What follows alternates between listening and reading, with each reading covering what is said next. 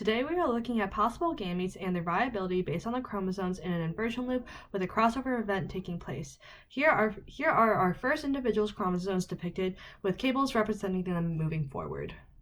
For our first possible gamete, we are going to follow the outside of the black cable, which represents one chromatid of the MLI chromosome, and since no crossover takes place with this chromatid, we get a parental type gamete. For the second gamete, we will follow the inside of the MLI chromosome, but at the JK junction, there will be a crossover event giving us a gamete code of MLI.JKLM.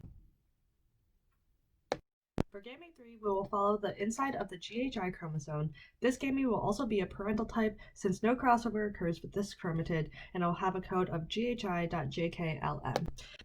The fourth gamete is found by following the outside of the GHI chromosome.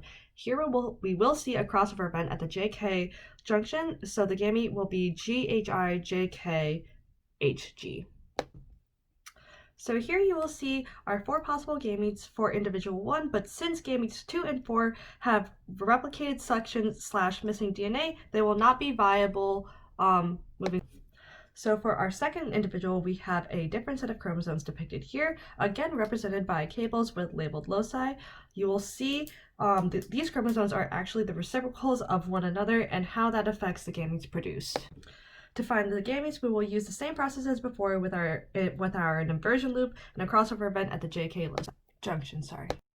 Again, for the first gamete, we will follow the outside of the black cable, which represents the MLI chromosome.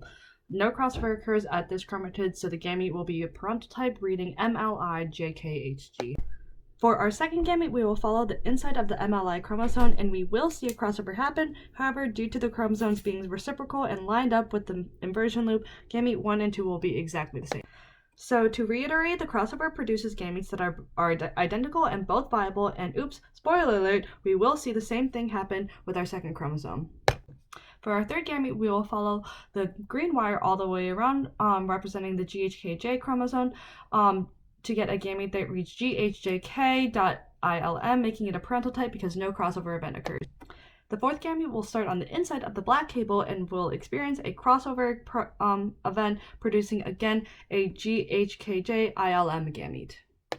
Crossing over takes place at 4 and 2, but since all gametes are complete, as in no duplications or missing parts, all gametes will be viable. So in terms of fitness, individual 2 has greater fitness because they produce 4 viable gametes, while 50% of individual 1's gametes are inviable.